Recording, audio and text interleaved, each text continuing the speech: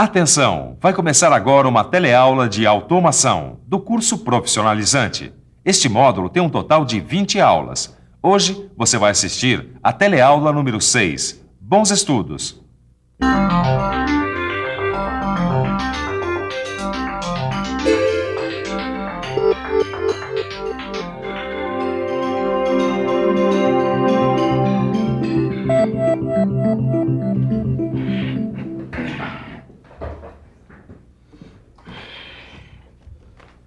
Quer chiclete? Não, obrigado. Você sabia que as indústrias que fabricam chicletes como esse usam máquinas com válvulas ou pistões? E é isso que nós vamos ver na teleaula de hoje. Como a união das válvulas e dos pistões pode fazer as máquinas funcionarem. Nós vamos conhecer os símbolos usados nos diagramas de circuitos pneumáticos e de circuitos hidráulicos. Vamos entender como é o funcionamento desses sistemas. E nós vamos ver também como são feitos os diagramas do circuito pneumático e do circuito hidráulico. Nós viemos até essa fábrica de bebidas para mostrar para vocês como é que é o funcionamento dessa esteira e como ela é acionada. Mas antes disso, tem outras coisas que você precisa saber.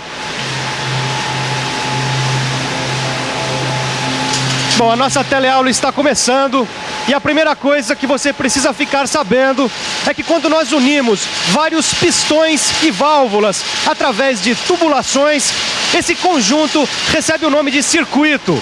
Quando o circuito trabalha com óleo, ele é um circuito hidráulico e quando trabalha com ar, é um circuito pneumático. Esse desenho do circuito recebe o nome de diagrama ou esquema. Esses diagramas ou esquemas são desenhos dos circuitos feitos com símbolos. Cada componente do circuito é representado por um símbolo. Mas, Torquato, essa história de representar os componentes dos circuitos com símbolos não é muito complicado? Não é porque o desenho é simplificado. Dá uma olhada aí no diagrama. Através desse diagrama é possível entender muito bem como o circuito funciona. O símbolo usado para representar as válvulas é muito importante, hein? Já que as válvulas podem ter várias posições, dependendo de como elas forem acionadas, o símbolo da válvula tem que representar essas diferentes posições. Cada posição ou estado da válvula é representado por um quadrado. Dentro do quadrado, podemos representar as passagens abertas ou fechadas. Aqui o orifício R de retorno de ar comprimido da válvula está fechado. Quando o orifício P de pressão da entrada de ar comprimido se comunica com o orifício C, o ar é escoado de P para C. Depois, C será ligado a um cilindro pneumático. Quando um orifício da válvula se comunica com o outro e há passagem de fluido, isso é representado por uma seta. Essa passagem é chamada de via.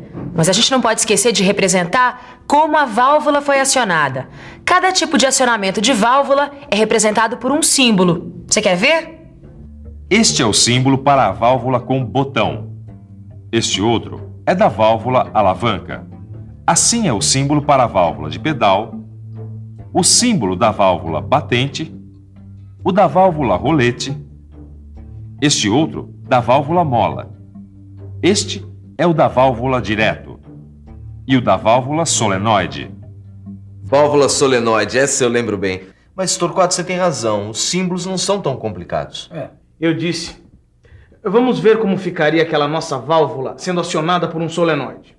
No caso de uma válvula solenoide, o estado desta válvula de 3 vias seria representado assim. O orifício P se comunicará com o orifício C, permitindo a passagem de ar de P para C. E o orifício R está fechado. Aqui temos uma válvula não acionada. Seu carretel é mantido nesta posição através de uma mola. Ela é então uma válvula de 2 posições. Assim é uma válvula de 3 vias entre P e C e entre C e R, e 2 posições, acionada ou não pelo solenoide. Esse é o símbolo de uma válvula pneumática de 2 vias e 2 posições. Vamos ver agora outros símbolos usados em diagramas pneumáticos e hidráulicos. Vamos ver também o que esses símbolos significam.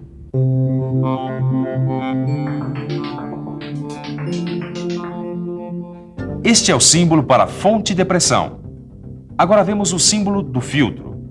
Este aqui representa o reservatório. Este outro, o motor hidráulico. Aqui temos o símbolo da tubulação rígida e este outro da tubulação flexível.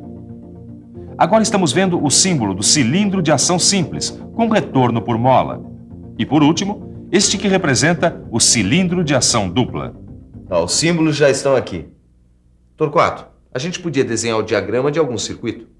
Isso, mas desenhar o diagrama de algum circuito que operasse um sistema. Podemos dizer que a operação desse sistema é dividida em 3 fases. A primeira fase é com a esteira ligada, que assim pode levar a garrafa até a posição embaixo do pistão. A segunda fase é quando a garrafa recebe a tampa. O pistão pneumático está montado verticalmente. Assim, o atuador em sua extremidade pode tampar a garrafa. A terceira fase é quando o pistão sobe. Quando a última fase termina, a primeira começa novamente. Assim, o ciclo se repete com outras garrafas. Afinal, esse é um sistema automático.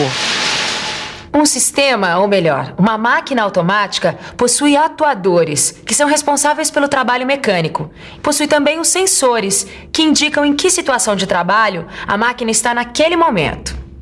Então a gente pode dizer que os atuadores seriam os braços da máquina e os sensores seriam os olhos. Agora me diga uma coisa. No sistema que a gente estava vendo, quais seriam os braços, ou seja, os atuadores?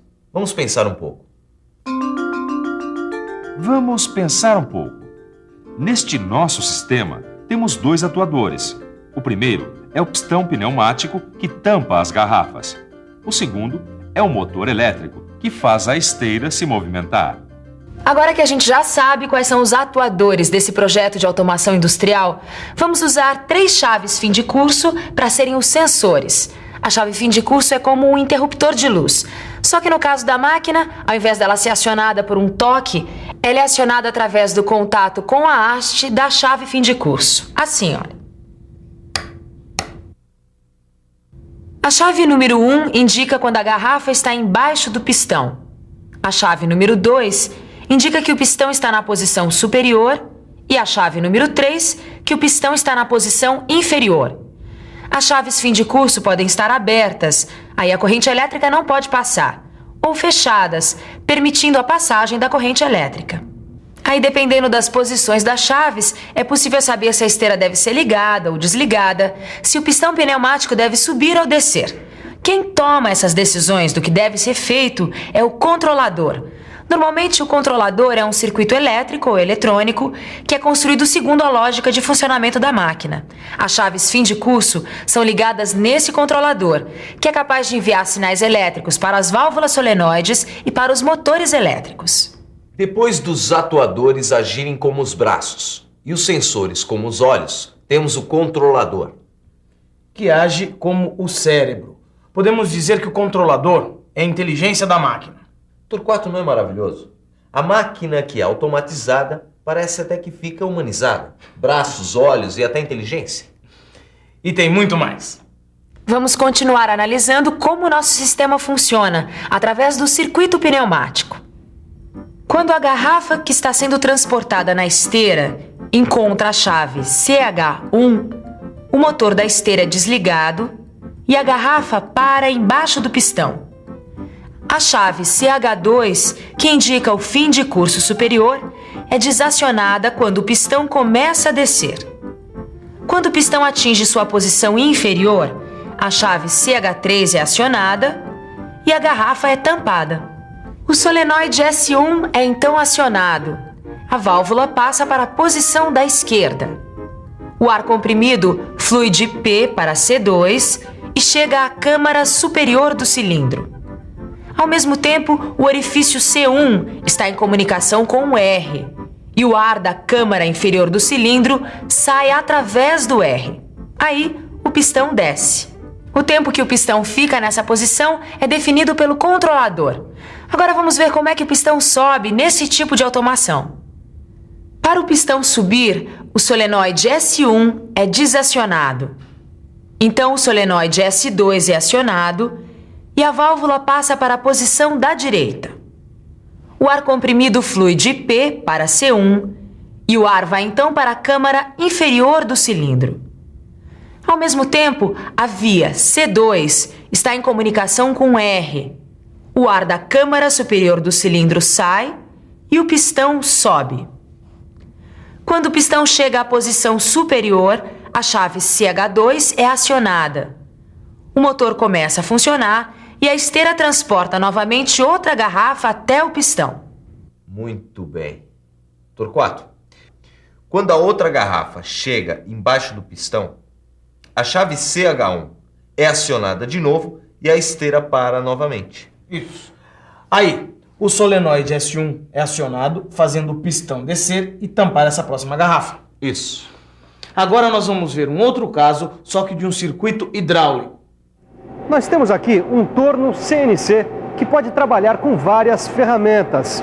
O porta-ferramentas é fixado num mecanismo que é o que faz a troca automática de uma ferramenta para outra. Esse mecanismo é chamado de torre porta-ferramentas. O comando numérico, que é o controlador, é o que manda fazer essas trocas. Vamos ver como isso funciona. Para a ferramenta ser trocada, temos o destravamento da torre e a rotação. Assim, o novo porta-ferramenta é travado para poder trabalhar na usinagem.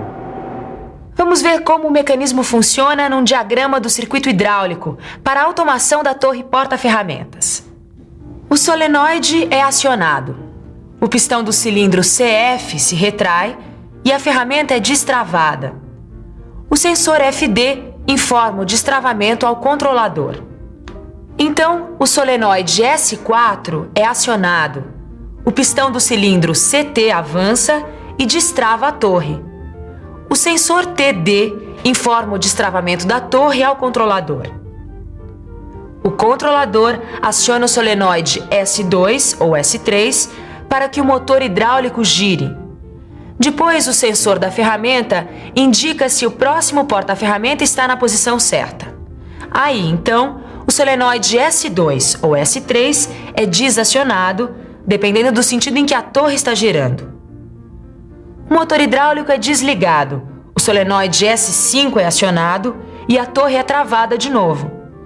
Aí o sensor TT informa o travamento ao controlador. O controlador desaciona o solenoide S1 e a mola traz o carretel da válvula de volta para a posição de repouso. Depois, o pistão do cilindro CF avança e o porta-ferramenta é travado novamente. Aí, o sensor FT informa o travamento da ferramenta ao controlador.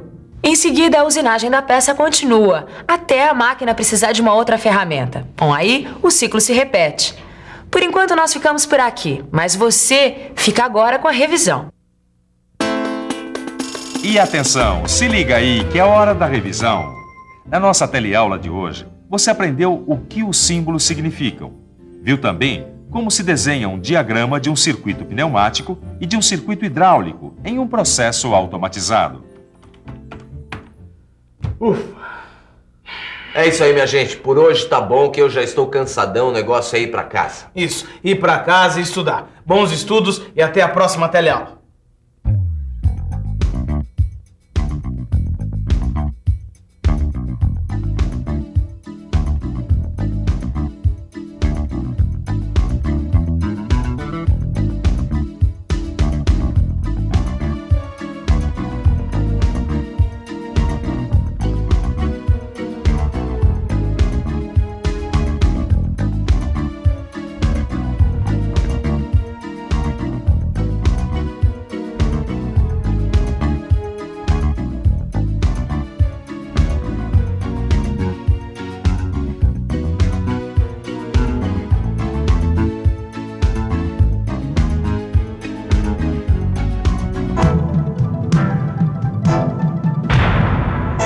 Telecurso 2000, um programa de educação do Sistema Fiesp e da Fundação Roberto Marinho.